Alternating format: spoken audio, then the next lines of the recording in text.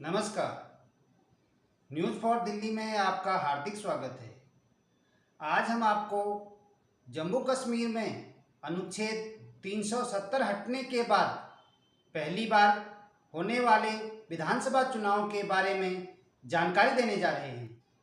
अनुच्छेद 370 हटने के बाद जम्मू कश्मीर में पहली बार विधानसभा चुनाव होने की संभावना है। चुनाव आयोग इसके लिए तैयारी कर रहा है। कहा जा रहा है कि गुजरात और हिमाचल प्रदेश के साथ ही यहाँ भी विधानसभा चुनाव हो सकते हैं। इस सुगबुगाहट के बीच केंद्र शासित राज्य जम्मू कश्मीर में दो बड़े बदलाव हो रहे हैं। पहला, वोटर बनने की प्रक्रिया में बदलाव हो चुका है, जबकि दूसरा, निर्वाचन क्षेत्रों का परिसीमन बदलना है। इसका प्रस्ताव बनकर तैयार हो चुका है। इस बीच एक विवाद भी शुरू हो गया है। पूर्व मुख्यमंत्री और पीडीपी चीफ महबूबा मुफ्ती का आरोप है कि हर तरह से भाजपा को फायदा पहुंचाने की कोशिश की जा रही है। ऐसे में आज हम बताएंगे कि जम्मू कश्मीर में मतदान को लेकर हुए बदलाव से किसे फायदा हो सकता है, चुनाव आयोग के नियम में क्या बदलाव हुए हैं, परिसीमन में क्या क्या प्रस्ताव है, आइए जानते हैं। पहले वोटर लिस्ट के नियमों को जान लीजिए। बुधवार 17 अगस्त को जम्मू कश्मीर चुनाव आयोग मुख्य निर्वाचन अधिकारी हृदयेश कुमार का एक बयान सामने आया। इसमें उन्होंने बताया कि अब जम्मू कश्मीर में वोटर रहने वाले बाहरी लोग भी वोट दे सकेंगे।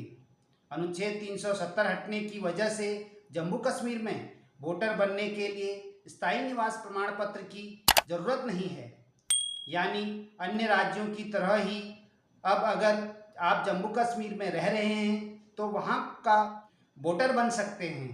मतलब जम्मू कश्मीर में तैनात सुरक्षा बलों के जवान, उनके परिवार के सदस्य जो साथ रहते हैं, दूसरे राज्यों में आकर केंद्रीय और राज्य सरकार के अलग अलग विभागों, सरकारी दफ्तरों में काम करने वाले लोग और उनके परिजन, दूसरे राज्यों से आकर काम करने वाले मजदूर, प्राइवेट संस्थानों में नौकरी करने वाले लोग, कॉलेजों, विश्वविद्यालयों में पढ़ाई करने वाले छात्र भी जम्मू कश्मीर के वोटर बन सकते हैं, बस उम्र 18 साल से अधिक हो। मुख्य निर्वाचन अधिकारी हृदयेश कुमार ने अनुमान लगाया है कि वोटर्स बनने के नए नियम से करीब 25 लाख नए वोटर बढ़ सकते हैं। आयोग की तरफ से इसके लिए अध्यादेश भी जारी किया जा चुका है। वोटर बनने के फॉर्म में भी बदलाव हो चुका है। जम्मू कश्मीर में अभी 18 साल से अधिक उम्र के करीब 98 लाख लोग रहते हैं। हालांकि वोटर्स लिस्ट की अंतिम सूची में इनकी संख्या 76 लाख है। ऐसे में अगर 25 लाख नए वोटर बनते हैं तो राज्य में वोट देने वालों की संख्या 1 करोड़ के ऊपर हो जाएगी। केंद्र शासित राज्य बनने के बाद जम्मू कश्मीर में नए सिरे से हुए परिसीमन के तहत ही चुनाव होगा। इसमें जम्मू में 6 और कश्मीर में 1 विधानसभा सीट समेत कुल 7 विधानसभा सीटें बढ़ाने का प्रस्ताव है। इसके बाद जम्मू कश्मीर में विधानसभा सीटों की संख्या 83 से बढ़कर 90 हो जाएगी। नए परिसीमन में जम्मू की विधानसभा सीटें 37 से बढ़कर 43 और कश्मीर की 46 से 47 हो जाएंगी। 2019 में जम्मू कश्मीर से अनुच्छेद 370 खत्म कर दिया गया था। तब जम्मू कश्मीर विधानसभा में 87 विधानसभा सीटें थी, लेकिन अनुच्छेद 370 हटने के बाद जम्मू कश्मीर से लद्दाख को अलग केंद्र शासित राज्य बना दिया गया।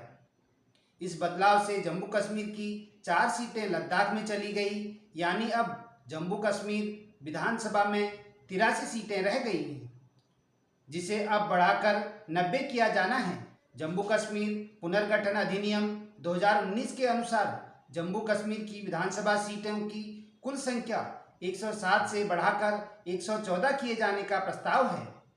इन 114 में से 24 सीटें पाकिस्तान अधिकृत कश्मीर यानी पीओके के लिए आरक्षित हैं, जो खाली रहेंगी। पहली बार अनुसूचित जनजातियों के लिए 9 सीटें आरक्षित की गई हैं। इनमें से 6 सीटें जम्मू और 3 सीटें कश्मीर के लिए निर्धारित हैं। पहली बार कश्मीरी पंडितों के लिए 2 सीटें रिजर्व करने की सिफारिश की गई है। सहभार, डेली हंट, डेली होम। धन्यवाद। News for Delhi. नमस्कार।